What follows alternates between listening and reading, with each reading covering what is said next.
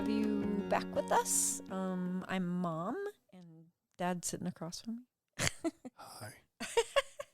Okay, your voice is better now than it was, so you don't have to act like it. That was my impersonation of Joe Biden. How are you? Yeah, that's We're creepy. We're really going to do a podcast. We thought we might revisit. A couple weeks ago, we did a kind of an anniversary episode, but it was literally our marriage anniversary. That was so fun. We did it with our daughter. Yeah, that was fun. It was fun to listen back to also. Thought So we if you might. haven't heard it yet, you should go hear it for the first time, but if you've already heard it, go hear it. She laughed quite a bit. That was what made She's me. got a great cackle. We were thinking of kind of angling off of that into a little bit of our understanding of why it's good. I guess, okay, so a little bit of a thought here. The Bible puts very clearly the aspects of sexuality. We talked a little bit about that, and the idea of understanding that any time that you're drawn toward the opposite sex, basically, you should consider marrying. And we've taught our children that so that they, cracks me up because Judah's the one probably most that brings it up recently, but they think of if It's they're because he's in college. going to date. Yeah, Opportunity. lots of pretty girls. And yeah, they think of if they're going to date someone, they want to consider, what would look like to marry them. And that's how they approach the relationship. Well, real quick to clarify that, the idea is, man, my voice is weird right now. The idea is not just, you said anyone that they're attracted to. I'm saying that if you find yourself wanting to pursue that relationship, then you have marriage in mind, right? That's what I heard you say just now. Right. Well, the Bible's clear, though, that those, I guess what I'm trying to say is those temptations toward drawing yourself toward, you know what I mean by even just physical responses of being attracted to the opposite sex, those are considering what does that lead to? Well, we know what that leads to, the intimacy that marriage is meant to be. Children. So what I'm trying to say that, It leads to children. Okay, well ultimately there's a that's- step before children that I was kind of alluding to. Not getting into that without here, Tanya. Jeez. Yeah, that's what I'm trying to say. Yeah. I'd like to get into that a little because Okay. the reason I'm a proponent of early marriage is because I believe, I've even told this to my children, if you have sexual exploits in high school, you should probably consider yourself married and then divorced and then married and divorced, because bottom line is you've invested your physical nature in an intimate way with another creature, and that is what marriage is. Because it's a step further than any friendship. God has created a safe place for that to be, and that is in a committed relationship. So what I'm trying to get at is we've known some. In fact, we know a couple who married when I think they were 14 and 15, right? That Who did we know? Yeah, and they weren't even Christians at the time. Who did we know? I don't know who that was. Ryan and Tiffany.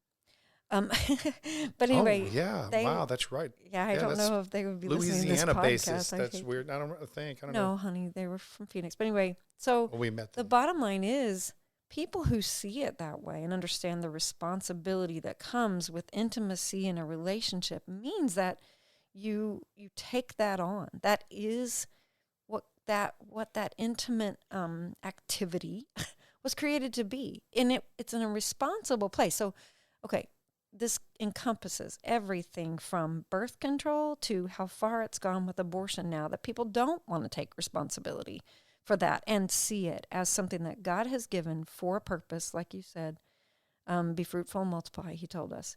But there's also just the fact that it's a joyous,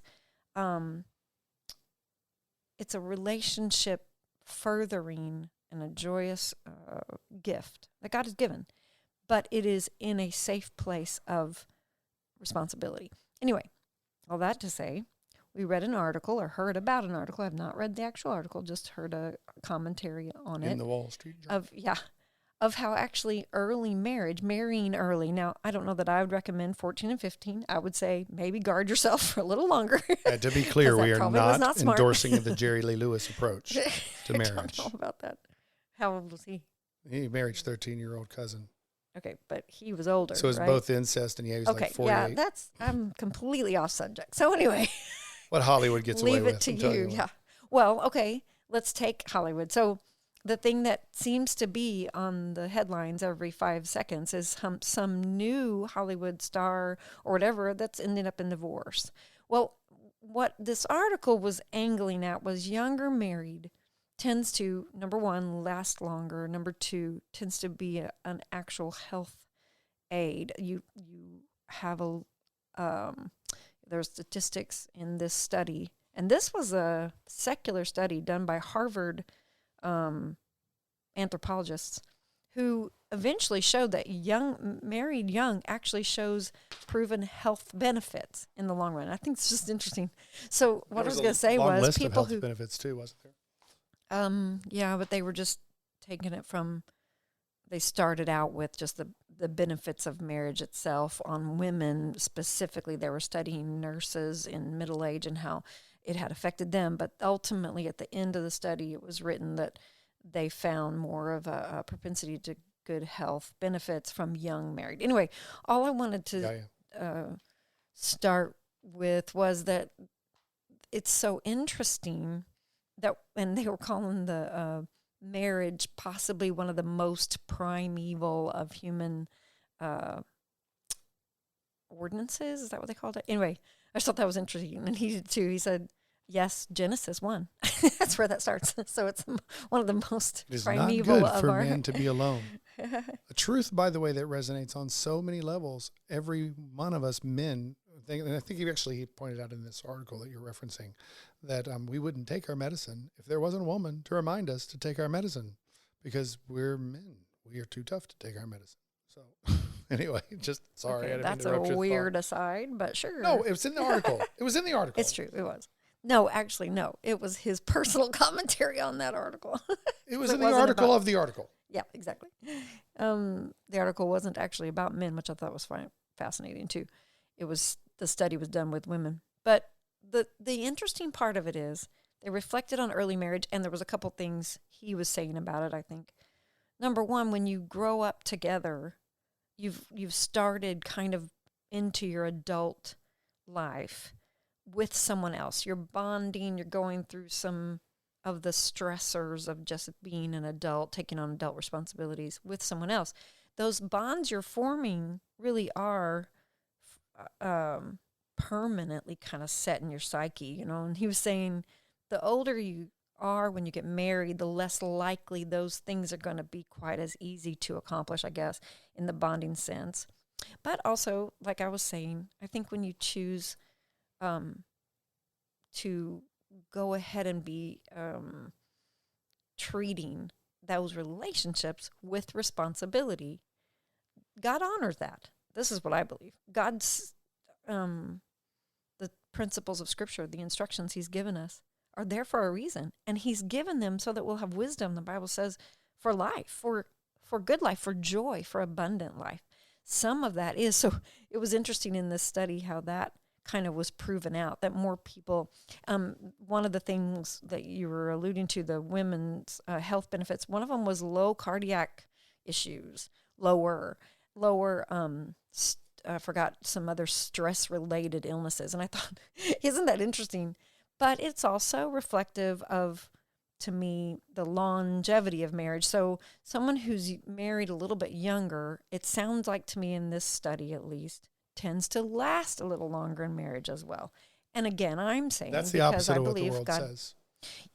Okay, what the world says, but what's played out in actual statistics, it's not true. It's more. And that's what I'm saying. It's funny because you see that reflected in Hollywood, and everybody's take on it is the younger you're married, the more, risky and stupid, and you're walking into it naively and all that.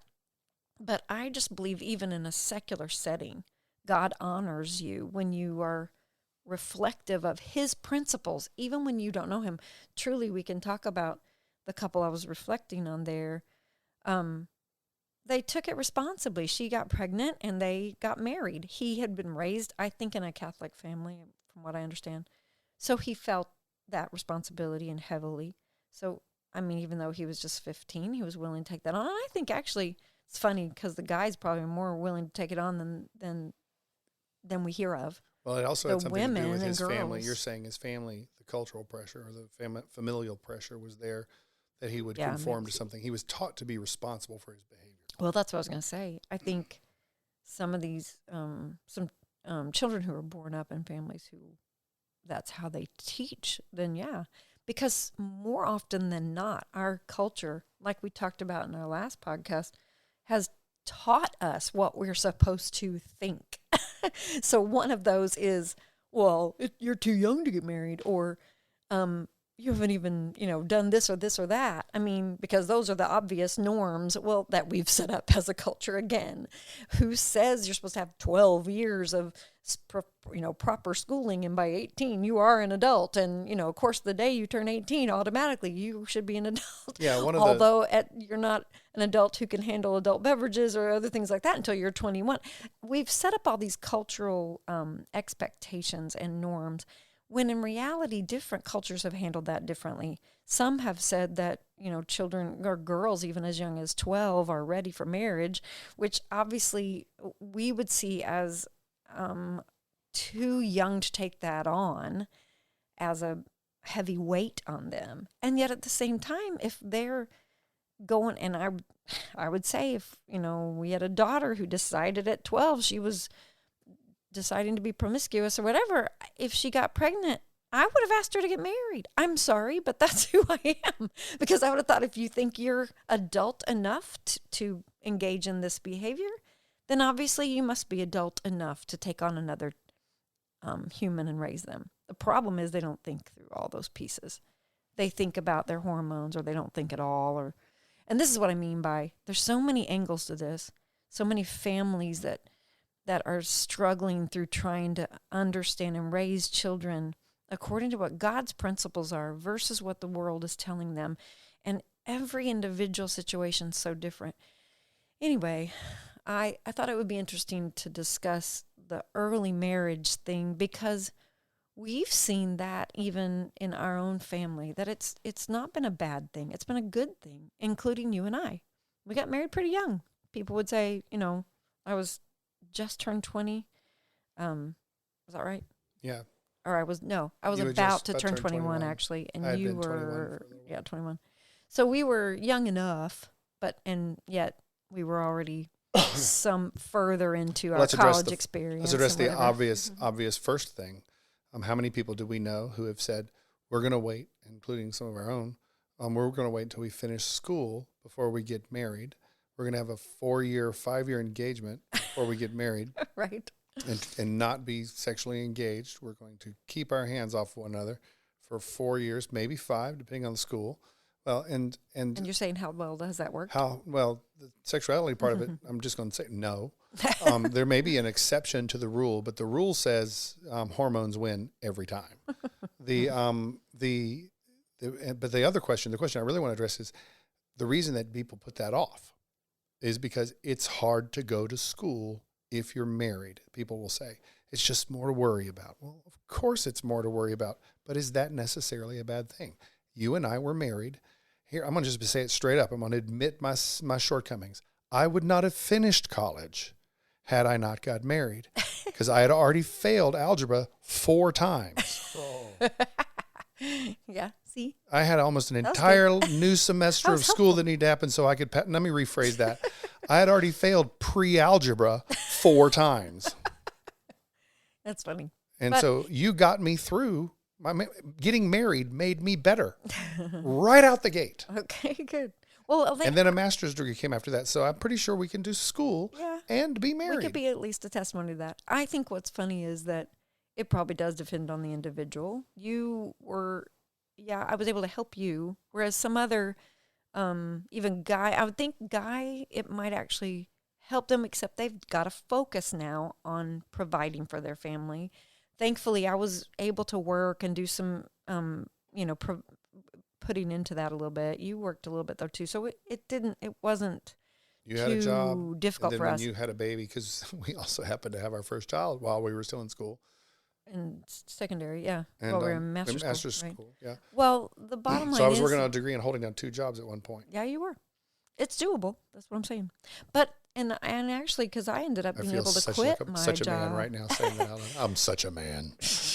I was actually able to quit my job when Josiah came along, and that was a blessing. But we also, again, we've lived differently than some people because our thoughts and callings early were about ministry. They were about seeing the world a little differently and the way we were going to live. We didn't have huge, high expectations of grandiose apartments or, large, whatever living. We were okay with small substance. In fact, I think my laundry room was in my kitchen, the very first house we had. Yes, it was. And I remember cutting vegetables on the dryer because it doubled as your counter. Exactly. Yes. It worked out good. Mm-hmm. And kept the vegetables warm too. I mean, it was a cute little house. We drove back by there though, on Gilbert Street in Fort Worth, and it was tiny. I look back and think, really? Did we really live there? We thought that master bedroom was massive too. And we had a king size bed in it. Yeah. Because my mother, when we got married, thought that would prevent us from having children. I don't know.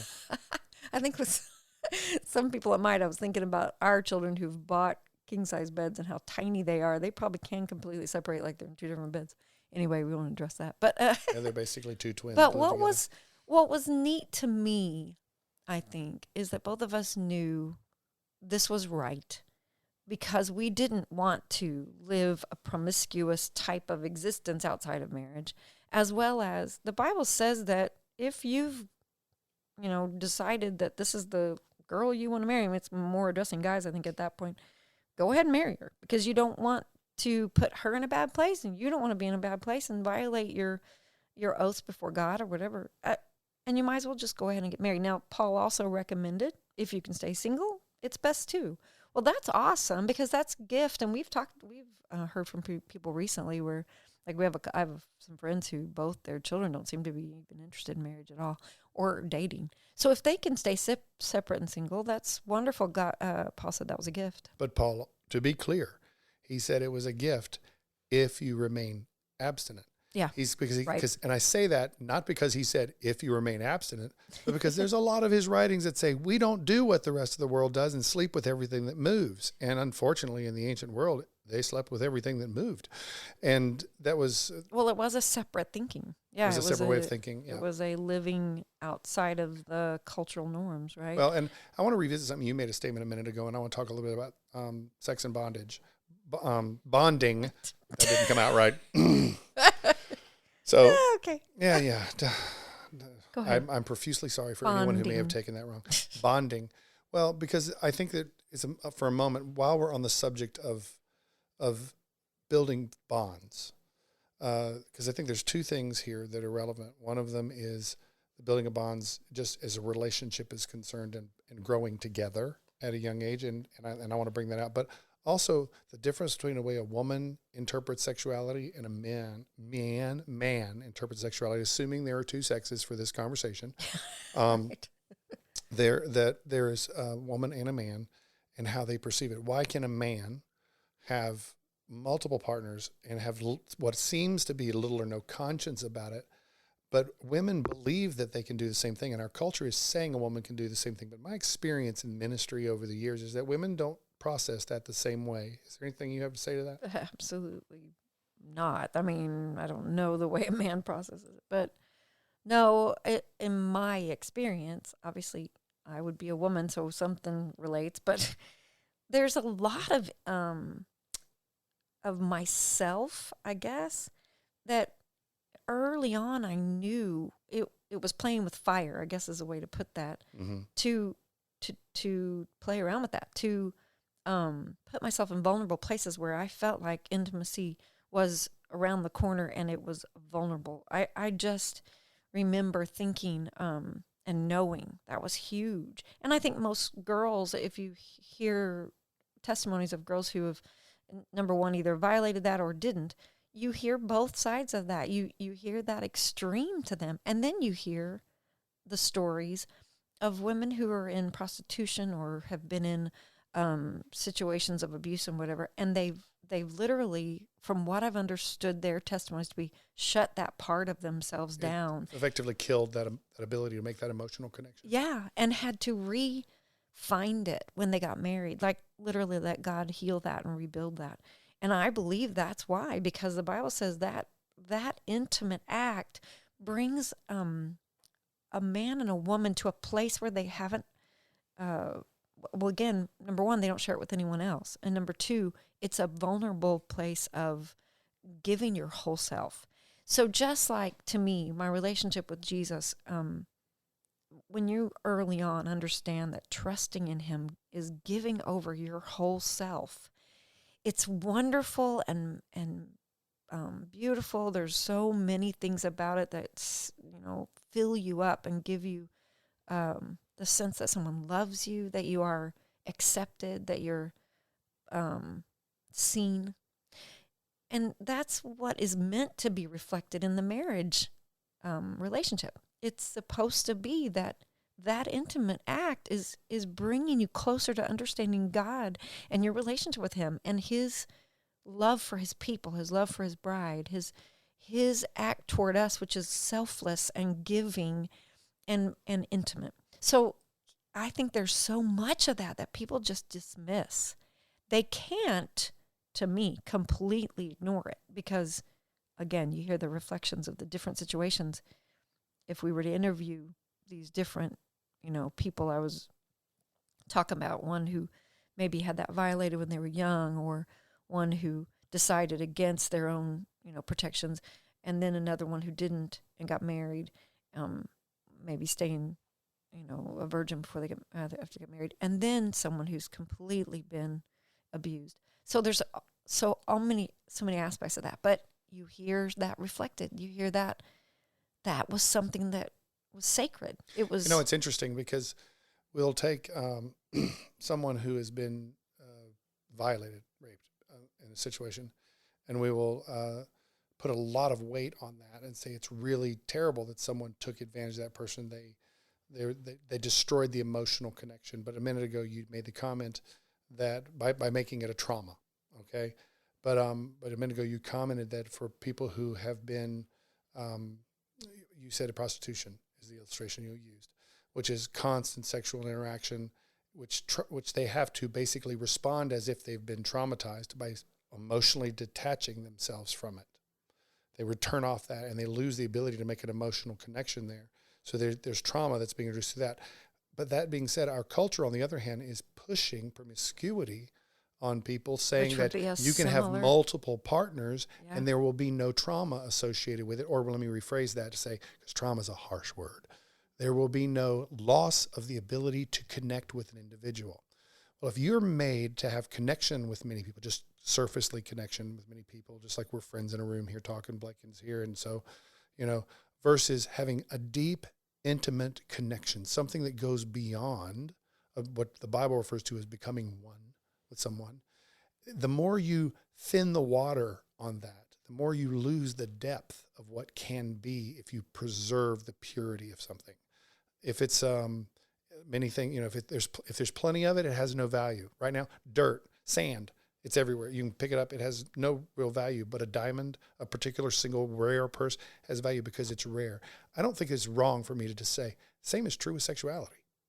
If you preserve it for something very special, it'll have the same worth to you and value, whereas if you thin it out with something, it'll take it down. Yeah, the other piece that we're kind of not addressing is that it's a spiritual component. There's a heavy spiritual component, especially for the woman, I think, like you said earlier, that is inherently a part of that.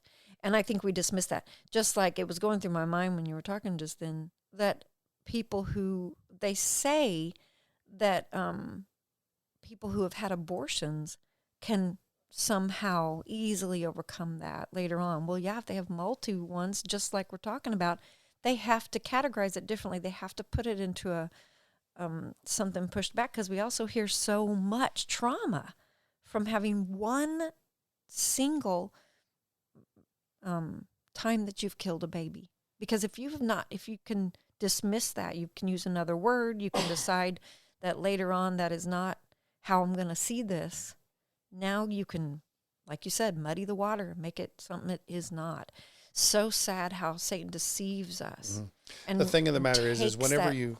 I was just going to say he takes that spiritual component away from it, or thinks he does. I was going to say, the grounds. thing of the matter is whatever you have that is ideal, what God desires, I used to say this a lot, and I preach it a lot, is God's best for your life. God doesn't desire that his children suffer. Sin has brought suffering into the world. Sin is simply turning away from God to make up your own mind. Can you imagine this? Just leave me alone, God. I can make up my own mind. Yeah, no, you can't. And make your own decisions that you know what's best for you. Yeah. Right? And where the Bible tells us our heart is deceitful, but we obviously know our best. But anything that we do, every time we make a decision, no matter what it is, that takes us away from that, that takes us after our desire versus what takes us after what God desires, which is best for us, we wind up cheapening what could be. In other words, not that God can't restore us, and not that he can't even give us the best, but we're cheapening. In our own behavior, we're on a constant battle to cheapen what God would give us. Or rather cheating, in the sense that we're cheating ourselves out of the full picture of what he intended it to be. Like you just said, we cheapen it, but we also steal from it. The Bible says the enemy comes to steal, kill, and destroy. Mm-hmm. And that's in so many different forms. Part of this article was, the article we referenced at the beginning, was that there's so much more. People reflect on these young marriages as having been so fulfilling and bringing joy and whatever. Even, like we would say, even though you're actually really struggling, there's a lot of struggle that goes on to early marriage. Mm-hmm. But that struggling, just like I think we've referenced in the past too, just like pain, is there for a reason. God gives it so that once you're past it, you can look back and you've gotten joy out of even just the overcoming of it, even just the struggling through it. And this brings me to my next question for you on this one, because we talked about, we just talked about this, the cheapening of things through multiplicity of sexual encounters or whatever, cheapening the value of that. It's interesting because another thing you mentioned in the beginning was that when the people get married younger, their only experiences are together. And when we did our anniversary thing last couple times ago, we talked about the fact that for 35 years, and I don't know that we talked about this at all, but maybe we did. I can't imagine, I have more memory of us than I do of me. I mean, I commented, last time about the fact that I can't even remember the name of the first girl I kissed, which is probably good. If I was bringing her up a lot, it might be a strain on our marriage. But the thing that's on my thought process there, our experiences together, the troubles we faced in our 20s, we faced together. And so what I was going to say is just like a lot of sexual encounter can cheapen the value of that, a lot of encounters separate from people can sometimes cheapen the encounter of what can happen together, because you have this history of just diluted singleness. Now, I'm not saying everyone should get married at 20. There's plenty of people who get married later on, and that's not a problem. I'm just saying what's precious to us, at least, is that we've overcome together. A lot of well, and we talked about we were shaped together. How did we make it through that many years? Well, I truly 100% not trying to put any pressure on you, Blake, to find someone and nail this down quick. I just want to be clear on that. So I want to hear from you on this in a second, but go ahead, Tanya. What were you going to say? I'm just messing around because I'm sitting over here going, no, there's a guy over here going, should I get married? No, I'm just kidding. He's got a mind of his own. You were saying? Well, I was just going to reflect on how difficult we talked about in that last one about how we were warned that our relationship would be difficult because we're completely opposites. We're off the chart opposites. And these testings said that we were going to be struggling. And then we reflected a little bit how firstborns aren't supposed to get married. They have the lowest chances of survival and all those different things. Yeah. Well, I think what I would say is, just like this study, I would say because we did get married young, it did bond us, like you were just reflecting. So now our memories, I was thinking about this the other day, I can't imagine doing something, of big importance without you, because there's a great part of me that is you now. So yes, those bondings, those different ups and downs that we went through, the different memories that we have built now, so much more maybe even than when we were raised and alone, but also because they're just alive. We also have 7, also 8 children and their spouses and kids now that share all that too. So you lose a lot of that, and that's intertwined. If you forfeit that, I'm just trying to say you lose a lot of that. So I think my theory on going back to the Hollywood references, my theory is that they're dismissing the whole picture. Their lives tend to be this is just kind of a stereotype in my mind, but the Hollywood people who star in, big movies or series, whatever, their lives tend to be kind of that character or that thing they do. I have a feeling it's really difficult for them to concentrate on what their home is and who they are. Now, there's some that have defied those odds, and it's been awesome to watch them. Mm-hmm. But most of them are either outspoken about their Christianity or outspoken about how family is top priority and how they've worked really hard at it. Something outside of their own desires that has influenced them to make this decision. Yeah, exactly. They worked really. And to say all that, I do want to ask you like a question on this. I want to be real clear. We're not, the title of this podcast is not everyone should get married by the time they're young, right? Question mark. The title of this podcast is it okay to get married while I'm young? Is that kind of where we're coming from? The whole point is there's a lot of, our culture says it's not. Our culture says you should wait, you should live a little, you should learn a little, you should make your own decisions. Again, this goes back to accepting a narrative that says a cultural narrative that is changing as much as the wind blows, than accepting something solid. I keep on